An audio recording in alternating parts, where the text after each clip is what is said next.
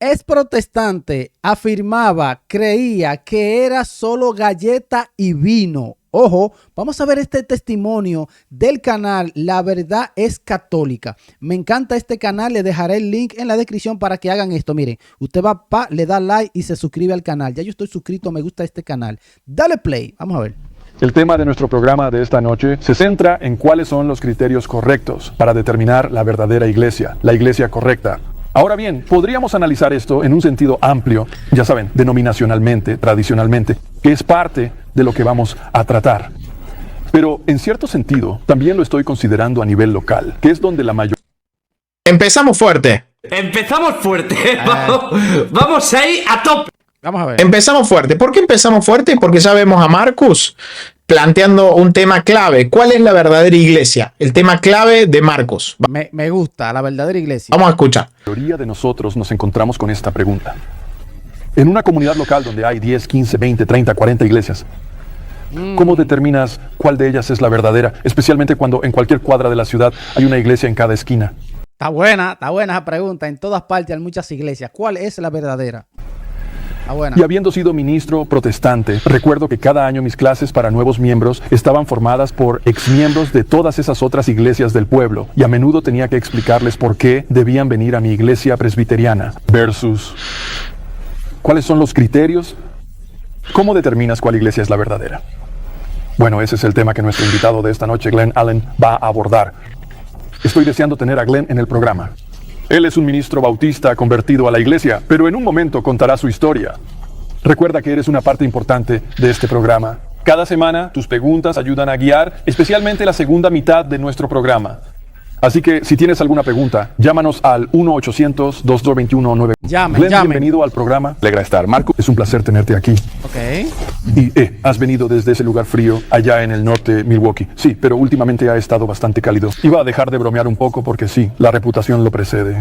Pero sí, también hace buen clima. Yo estoy acostumbrado a Ohio. Aquí estamos los dos sudando la gota gorda. Sí, es la humedad. Me estoy marchitando, pero aquí sigo. Bueno, empecemos de inmediato. Comparte con la audiencia, si puedes, tu primer camino espiritual. Ojo. Bueno, mi camino espiritual comienza en la iglesia metodista. Nací y fui bautizado de bebé en esa tradición. Y mi madre se aseguró de que fuéramos a la escuela dominical.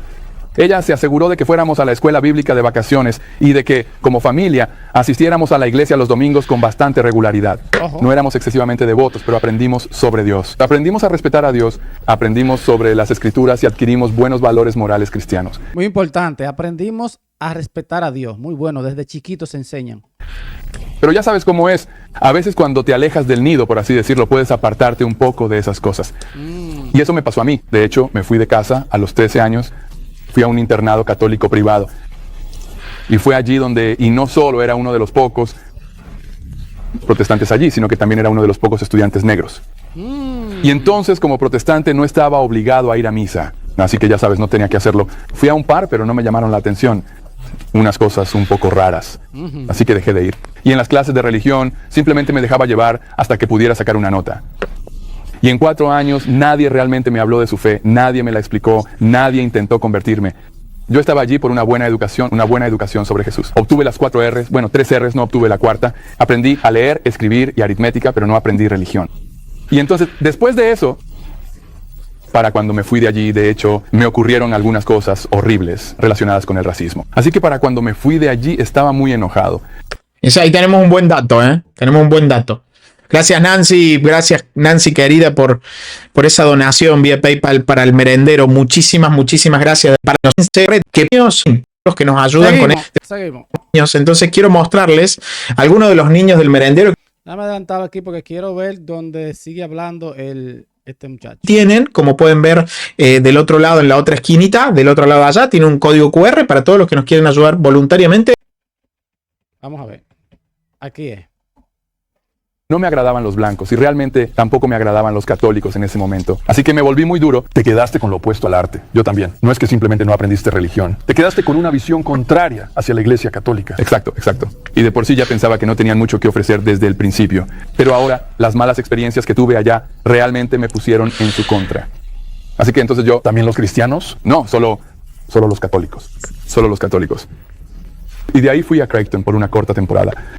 Y luego acepté una beca de baloncesto en la Universidad de Wisconsin, Milwaukee. Y ahí fue donde conocí a mi futura esposa, Elaine. Eso. Ahora, Elaine es lo que, no sé si conoces este término o no, ella es una PK.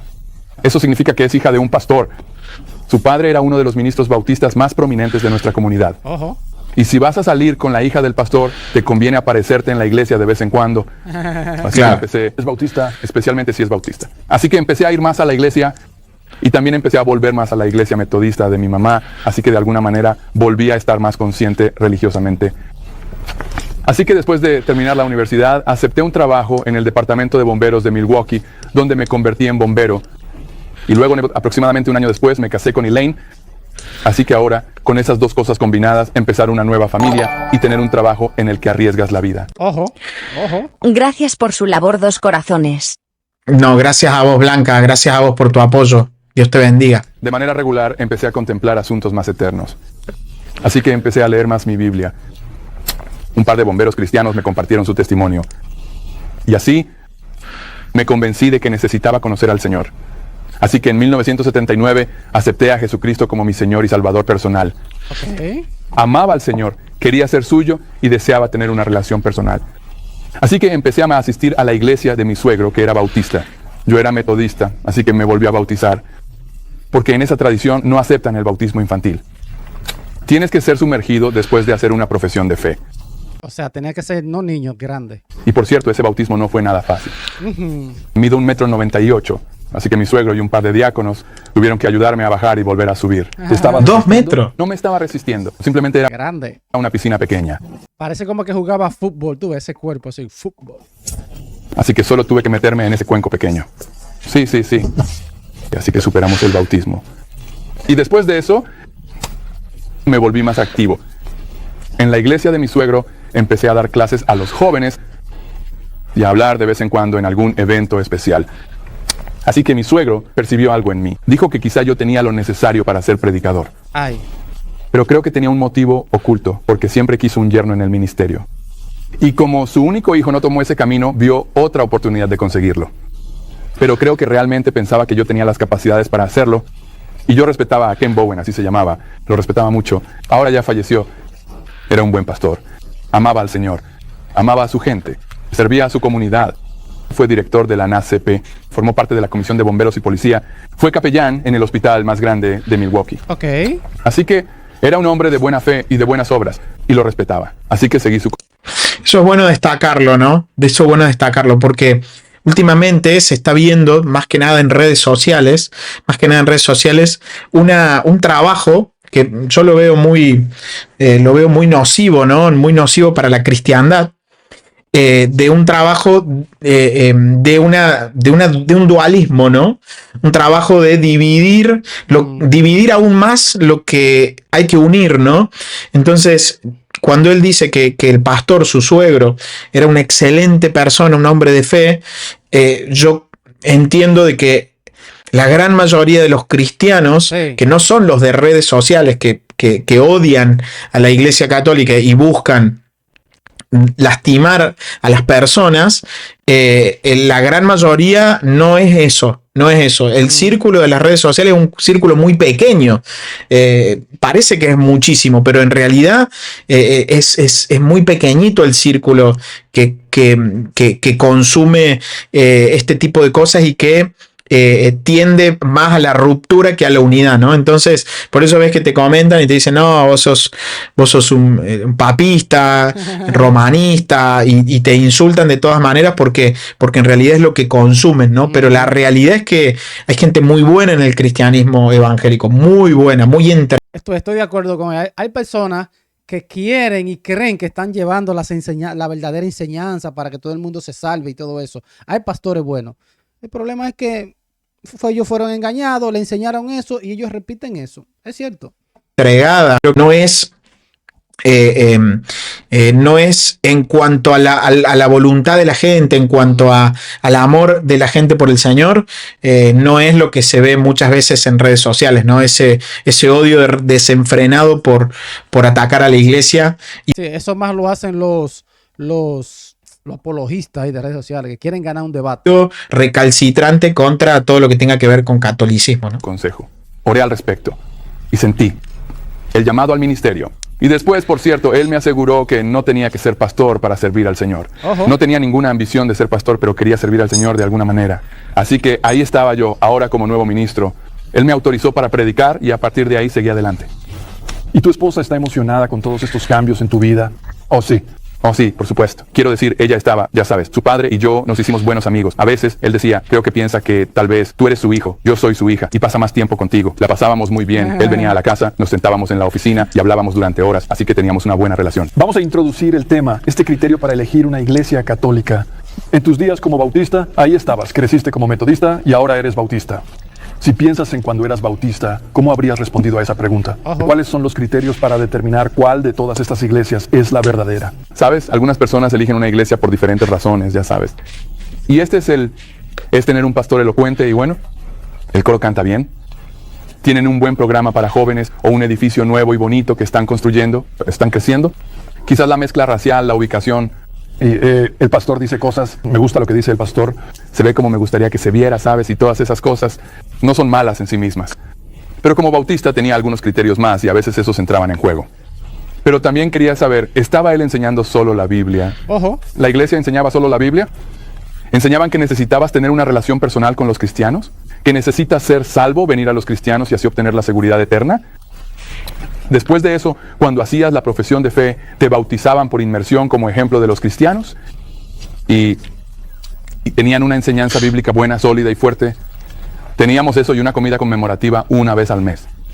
No mucho más, pero esos son principios importantes. Así que yo me fijaba en esas cosas. Luego, esos otros aspectos periféricos entraban en juego, pero a veces llegaban a pesar más que las otras cosas. Porque todas las iglesias bautistas tienen esas creencias.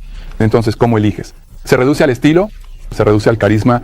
Sabemos que hay iglesias bautistas que ven a otras iglesias bautistas casi como si fueran enemigas. Sí, no se llevan bien. Y por ejemplo, la iglesia de mi suegro es muy estructurada. Él era bautista. Ha habido otras iglesias bautistas, nada estructuradas, ¿no sabes? Así que, ya sabes, no puedes meter a todos los bautistas en el mismo saco. Pero entonces era difícil intentar abrirte camino entre todas estas cosas y tenías que usar otros criterios. No era difícil, una iglesia en cada esquina. ¿A cuál vas? Y a menudo era... Claro. Porque un grupo en particular enfatizaba esta escritura, mientras que otro grupo podía enfatizar otra escritura sobre el mismo tema. Sobre tema, ellos sacan una escritura y la usan. Eras salvo solo por la fe, con la evidencia de hablar en lenguas.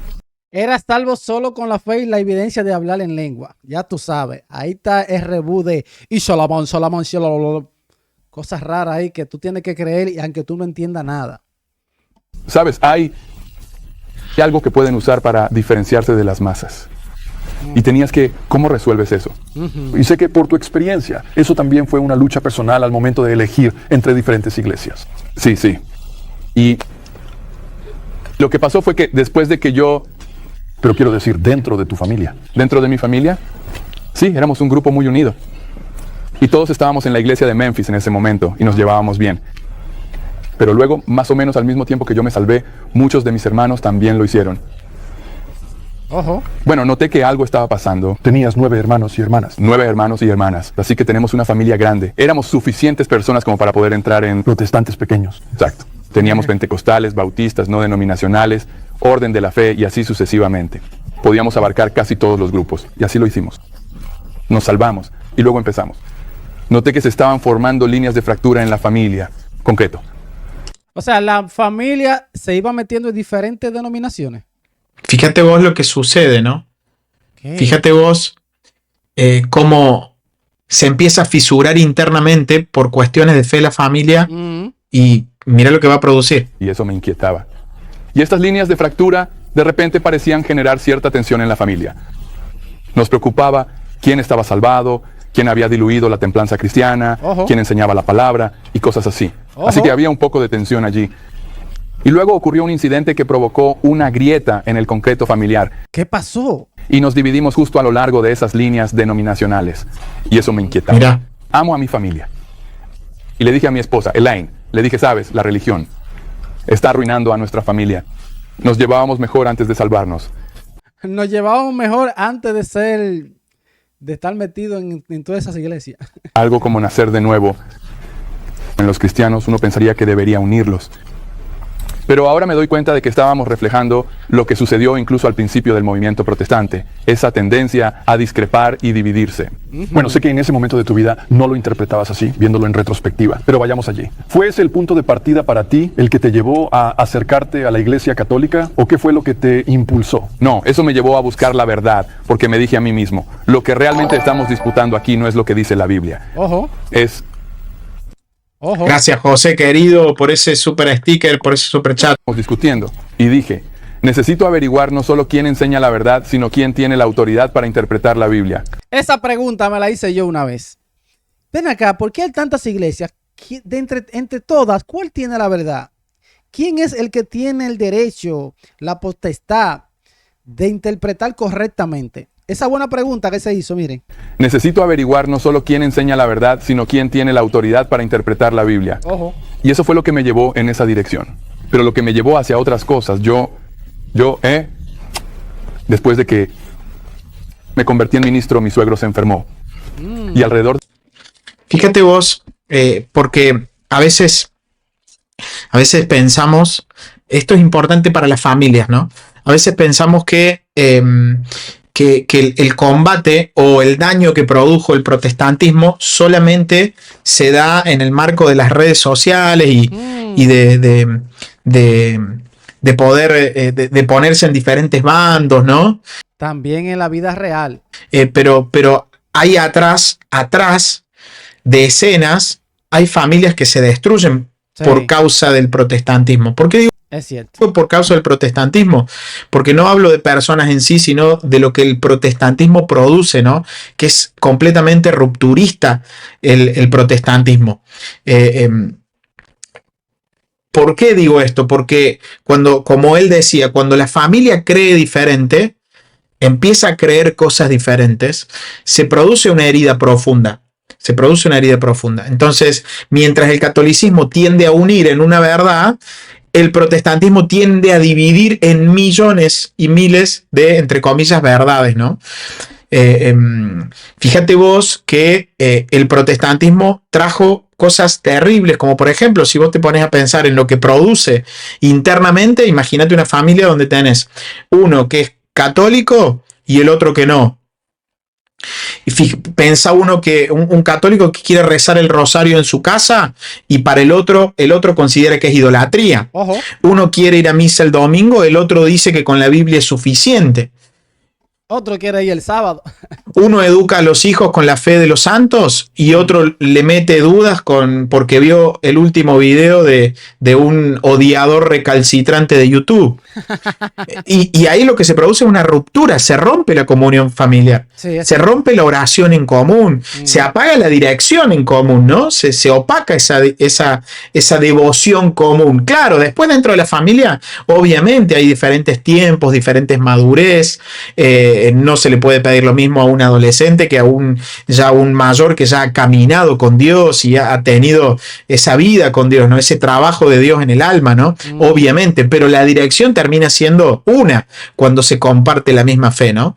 Y lo más grave de todo es que los hijos comienzan a crecer confundidos sin saber qué creer, sin saber cuál es la verdad, ¿no? Bueno. Por eso el protestantismo cala mucho más profundo en las sociedades y destruye, mientras el catolicismo tiende a unir. Después uno puede decir, no, pero yo conozco a Pepito que se emborracha. No importa, pero eso no es el catolicismo. El catolicismo trasciende a eso. Claro, la Iglesia Católica no enseña que tú tengas que emborracharte y hacer pila de barbaridades. Eso lo hace el sujeto, la persona decide portarse mal, pero la Iglesia no enseña eso.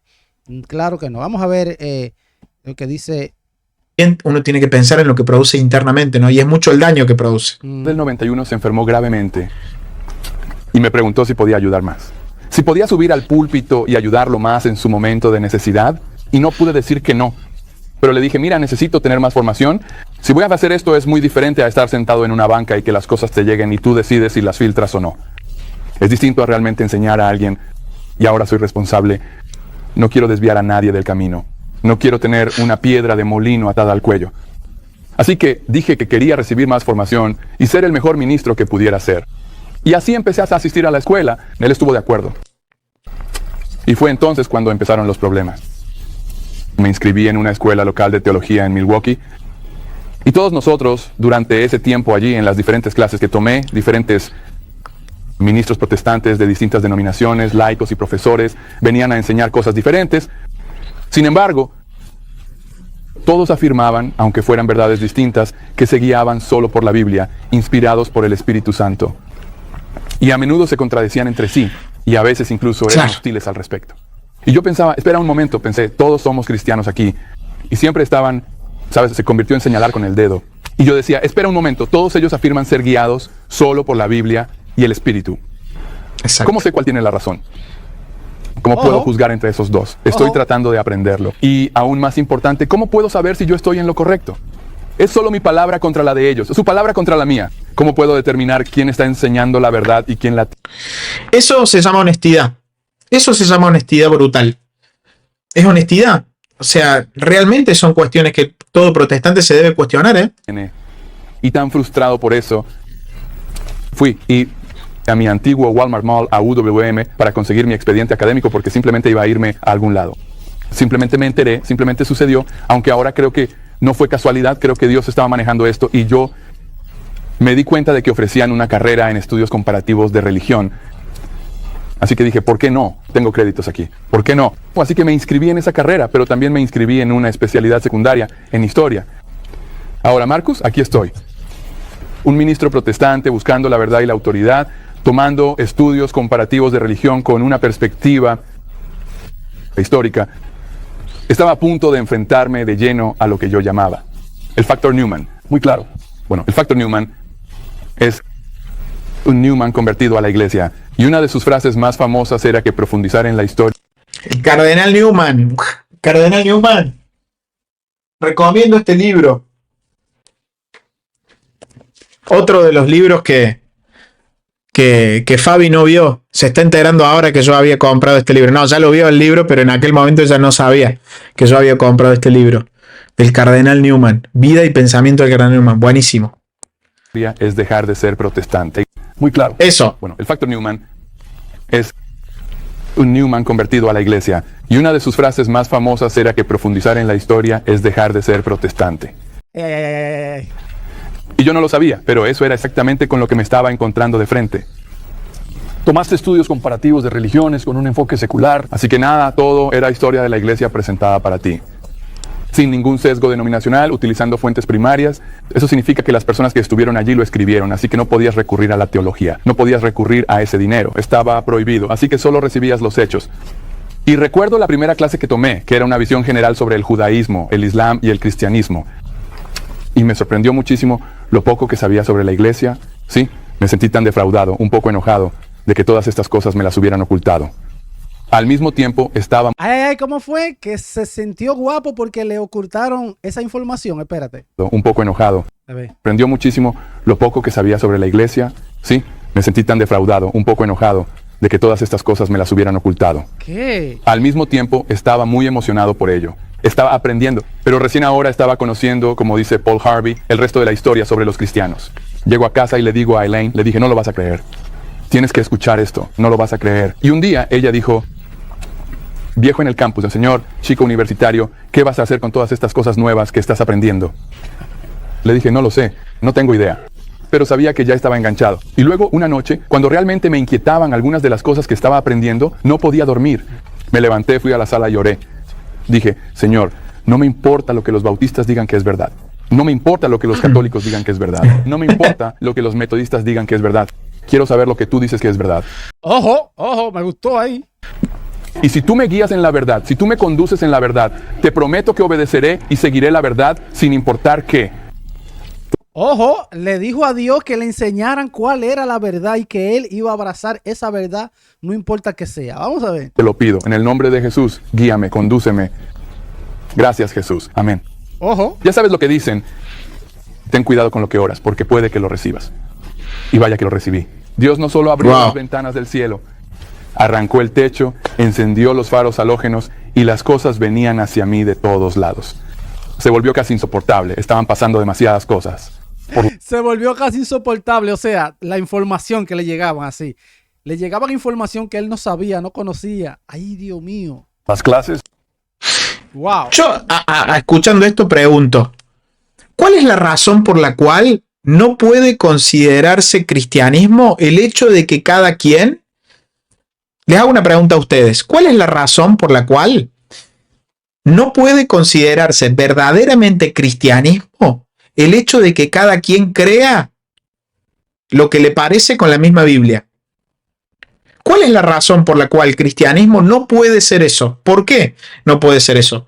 ¿Por qué no puede ser cristianismo eso? Porque uno puede levantarse y proponer la postura de que el cristianismo en realidad también puede ser el hecho de que cada quien crea lo que le parece usando la misma Biblia. Pero yo propongo y digo, ¿por qué?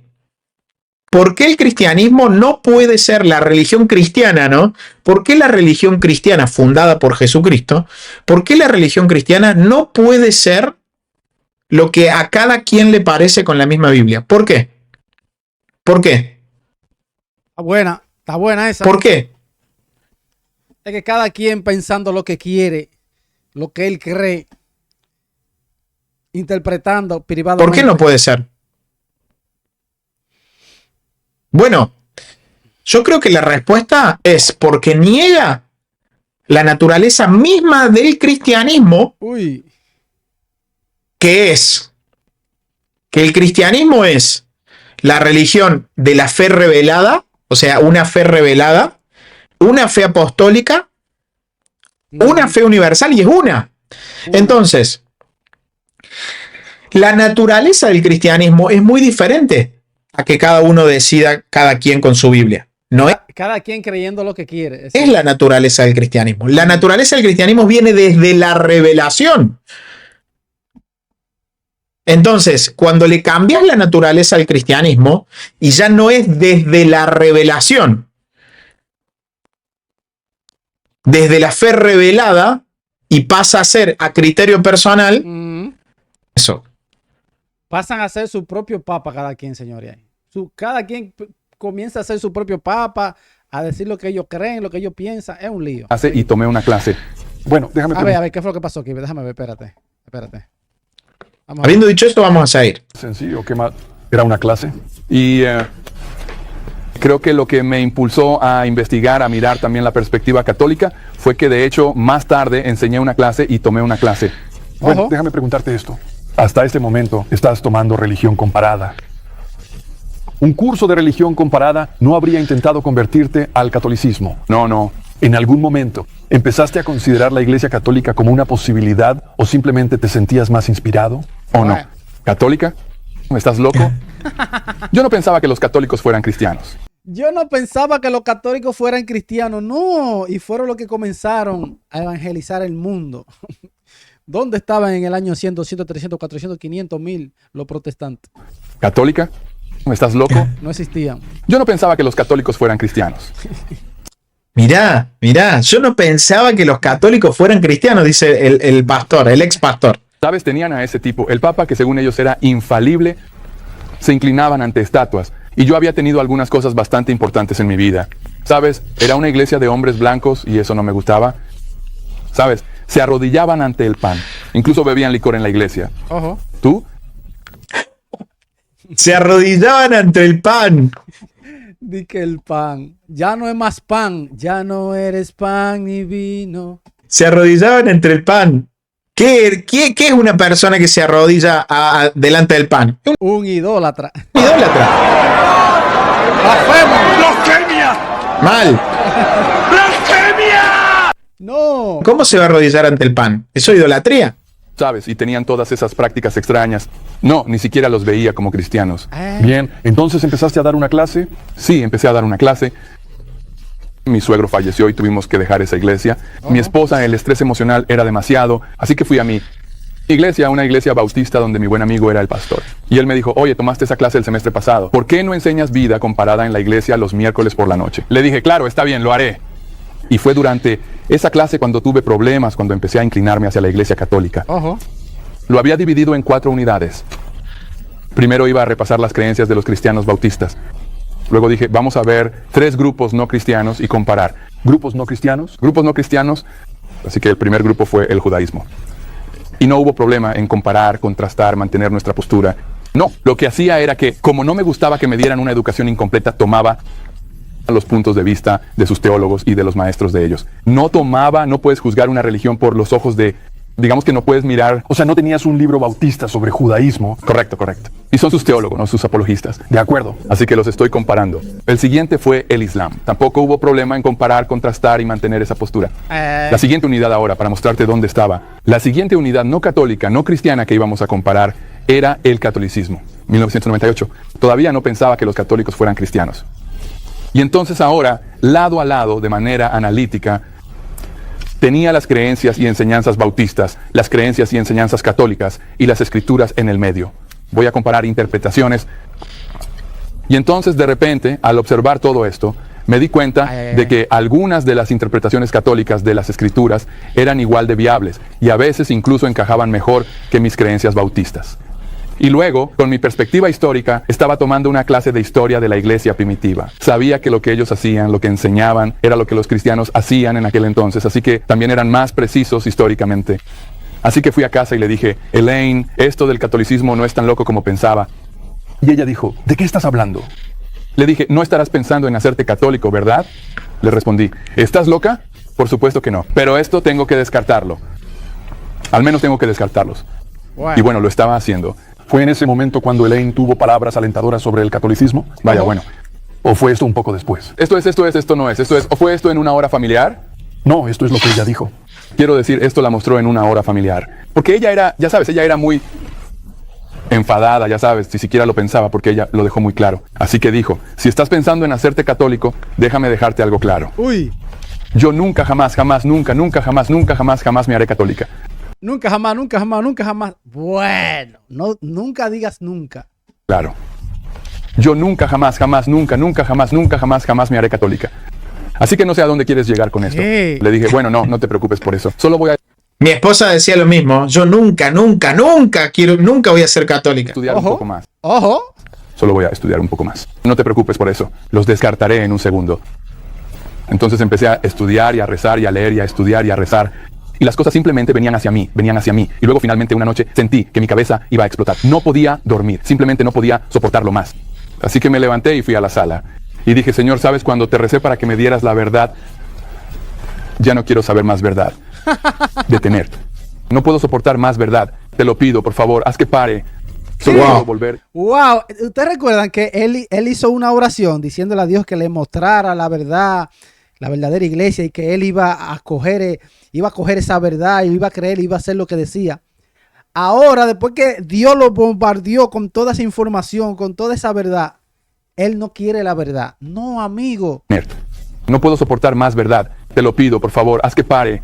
Solo puedo volver y ser el mejor protestante, el mejor ministro bautista que pueda ser. Oye, quiere volver a ser protestante, o sea, a ser el mejor protestante y no quiere saber de nada. No. Gracias, Jesús. Buenas noches. Ahora, en vez de tratar de encontrar la verdad, porque iba en una dirección que no me gustaba, ahora estaba huyendo de la verdad. Así que decidí que al día siguiente iba a ir a mi iglesia, iba a hacerme cargo de la clase para nuevos miembros. Y me iba a sentar allí y ya sabes, prepararme para eso. Y entonces, como dijiste en tu introducción, todas estas personas de diferentes iglesias estaban haciendo preguntas. Y había una señora que estaba facilitando la clase. Y entonces surgieron preguntas como, ¿por qué tengo que ser bautizado? Yo fui bautizado como metodista. Y la señora decía, ya sabes, Reverendo Allen, ¿puede darnos un poco de claridad sobre eso? Casi todos los temas que yo intentaba evitar salieron a relucir. Los temas por los que él pidió a Dios que les revelara y después dijo que no quería saber nada. Esos mismos temas, las personas le preguntaban eso mismo a él. ¿Y este tema? ¿Qué usted opina de esto? Ayúdenos con esto. Y eran los mismos temas que él estaba corriéndole porque sabía que él estaba equivocado. ¡Qué lío! Es como si Dios dijera, mira, lo pediste, aquí lo tienes.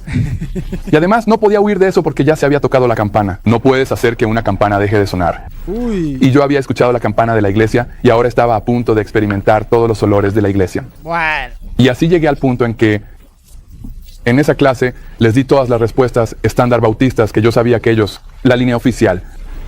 Me fui a casa, ni siquiera podía mirarme al espejo. Había mentido en mi propia mente.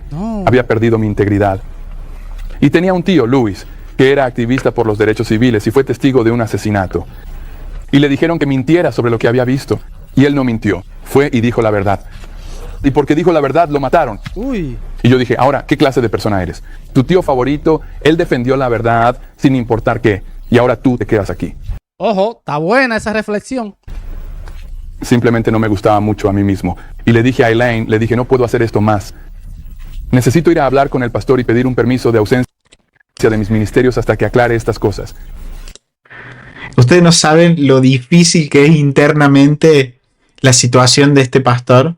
Te explota internamente, porque vos no querés ser católico, no querés saber nada con el catolicismo, pero si es verdad, y vos amás a Cristo, decís, pero ¿qué hago?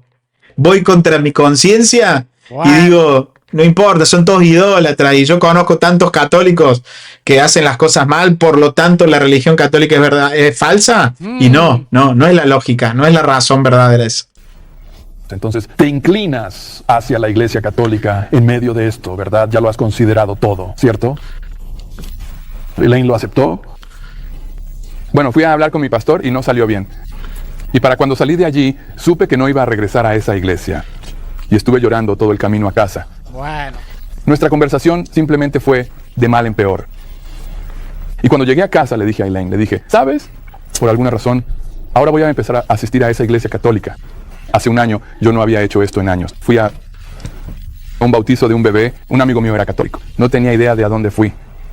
Creo que el Señor lo sabía, porque entonces yo supe a dónde ir. Sabía que tenía un lugar a donde ir cuando estaba confundido, pero le dije que iba a empezar a ir a la iglesia católica. En ese momento llevábamos casados unos 21 años y realmente nunca habíamos tenido una discusión seria. Durante un par de meses apenas hablamos. Ella estaba muy enojada, muy enojada. Yo estaba deshonrando a su padre. Le estaba causando una gran vergüenza. Sus amigas pensaban que yo estaba loco. La esposa del pastor la llamaba y le decía, solo aguanta, él entrará en razón. ¿Sabes? La gente decía, ¿y tus hijos? ¿Sabes? ¿Qué vas a hacer? ¿Sabes? ¿Y tu salvación? Incluso un familiar me dijo, ¿sabes? No puedes llegar al cielo desde la iglesia católica. No puedes llegar al cielo desde la iglesia católica. Uy, o sea, que las personas que vivieron desde el año 100 al año 1520 aproximadamente, esas personas todos se perdieron porque esas personas eran católicas, nada más había esa sola iglesia. Claro, después en el año 1054 los ortodoxos se separan de la iglesia católica, pero siempre ha habido una sola. Amigo, qué lío. ¿Salvación? Incluso un familiar me dijo, ¿sabes? No puedes llegar al cielo desde la iglesia católica. Y lo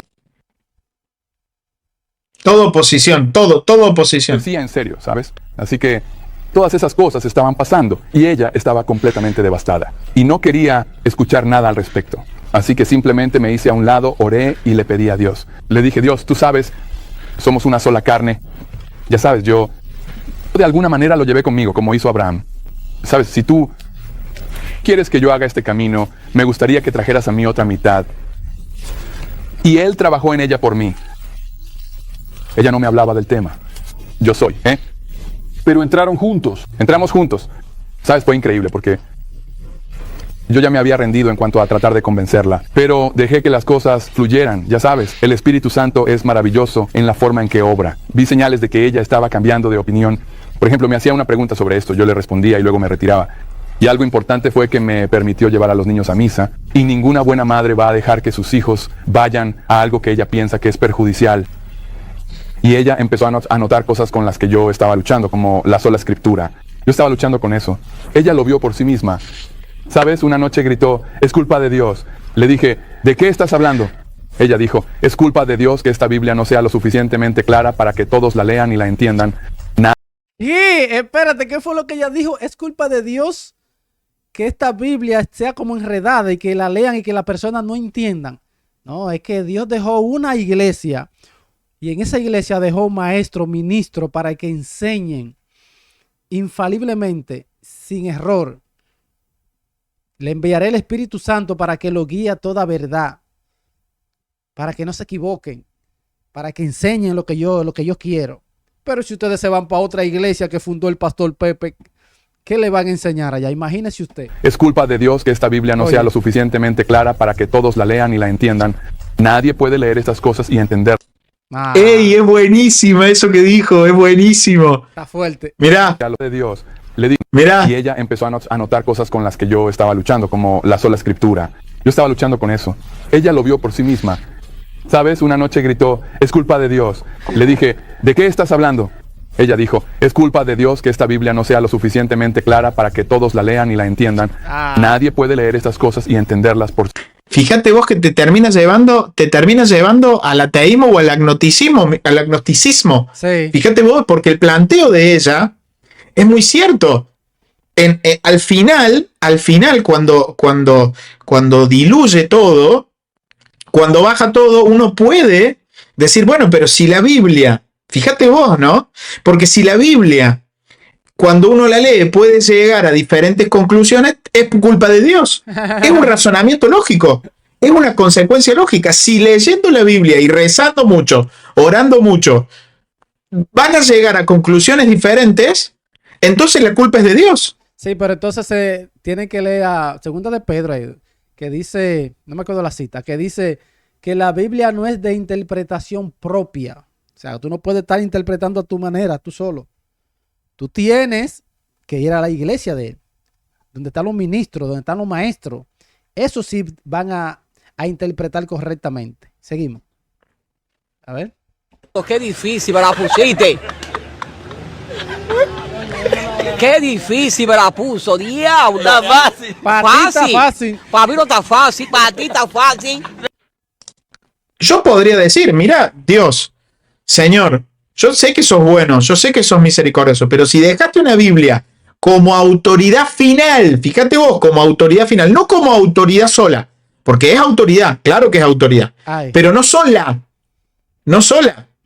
Uno puede decir, si dejaste una Biblia para filtrarlo todo y que cada quien filtre como mejor le parece por medio de la Biblia, yo puedo decir, te equivocaste. ¿Por qué? Porque todos llegan a conclusiones diferentes, entonces al final la culpa termina siendo de Dios. ¿Ves? Sí, solo. ¿De qué estás hablando? Ella dijo, es culpa de Dios que esta Biblia no sea lo suficientemente clara para que todos la lean y la entiendan. Nadie puede leer estas cosas y entenderlas por sí solo. Le dije, eso es, acabas de descubrir por qué la sola escritura no funciona. Y así, Uy, sí, es cierto. Uy, oye, escucha lo que él le dijo. le dije, eso es, acabas de descubrir por qué la sola escritura no funciona. Y así, finalmente ella llegó al rito de aceptación, pasó por todo el proceso. Fue inteligente, le dijo, tú ves lo que tú dijiste, tú acabaste de descubrir por qué la sola escritura es falsa, no sirve para nada, porque cada quien la lee y no la entiende y llega a conclusiones distintas. Ojo, está buenísimo porque claro, si la Biblia, yo leo la Biblia, tú lees la Biblia y yo entiendo una cosa, tú entiendes otra cosa, porque dice que todos podemos leer la Biblia e interpretar. O sea, todos no podemos interpretar la Biblia, todos no podemos llegar a la misma conclusión sin la iglesia, sin el Espíritu Santo, que está solamente en la iglesia católica. Y luego, un domingo, estábamos sentados en misa y ella entró, se sentó y dijo, estoy lista para intentarlo. Y Dios había obrado un milagro. Algún día contaré su historia, cómo Él la convirtió, pero me siento bendecido y afortunado, porque muchos ministros que pasan por esto, sus esposas no los acompañan. Toma mucho tiempo. Toma mucho tiempo. Me alegra que Dios me haya bendecido con una buena mujer. Ahora, brevemente, a menudo... A mí me tomó 3 años. Y, a ver, adivinen en cuánto tiempo mi esposa era más católica que Juan Pablo II. ¿En cuánto tiempo? A ver, tira el número. ¿En cuánto tiempo mi esposa era más católica? ¿En cuánto tiempo le llevó a mi esposa creer? Y a mí fue 3 años de combate, porque yo después hay matices, ¿no? Hay diferentes etapas dentro de esos 3 años. Pero mi esposa, ¿cuánto tiempo? A ver, tiren un tiempo. Cuando especialmente hombres como tú, cuyos dones y énfasis en el ministerio estaban en el ministerio pastoral, se hacen católicos. ¿Sigues involucrado en algún apostolado ahora? ¿Sigues usando tu don? Nieve. Él. La parroquia a la que fui me adoptó como uno de los suyos. Me dan responsabilidades. Estoy enseñando en el RICA. De hecho, al año siguiente de que entré a la iglesia, mi hermana Michelle se unió a mí en la iglesia. Más adelante también lo hizo mi hijo mayor. Así que tuve la oportunidad de instruir en la fe. Puedo ser lector. Trabajo con los jóvenes. Y entonces, ahora mismo, todavía estoy buscando cuál es la voluntad de Dios para mí. ¿Todavía estás en tus estudios ahora mismo? Él estudiará. Y tomé un año sabático de eso porque mi esposa se enfermó y quería asegurarme de que estuviera bien. Así que veremos qué quiere Dios para mí. Ojo. Incluso he pensado en el... y asegurarme de que ella estuviera bien. Así que veremos qué tiene Dios preparado para mí. Ok, muy bien. Hasta aquí voy a dejar el video. Díganme ustedes qué opinan de este testimonio que dio este ex protestante que creía otra cosa que al final no es. Me pareció interesante cuando él hizo la oración, que quería saber la verdad, quería conocer, y después que llegaban todas esas informaciones, él hizo otra oración diciéndole, ya, para, Dios, para, no quiero saber más nada. Muy interesante, me llama mucho la atención esa parte. Le dejaré el link en la descripción del canal La Verdad es Católica para que usted vaya, se suscriba y le dé like. ¿Qué opinan? En los comentarios los leo.